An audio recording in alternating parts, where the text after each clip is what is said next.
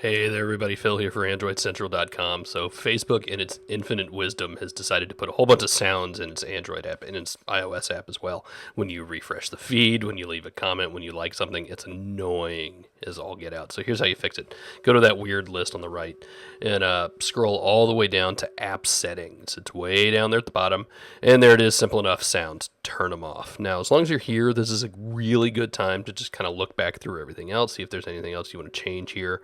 Say if you want to turn off your location in Messenger so every chat doesn't show exactly where you are, that's not necessarily a bad idea. So take a look at the other ones, but mainly here's how you turn off those really annoying sounds. We'll see you.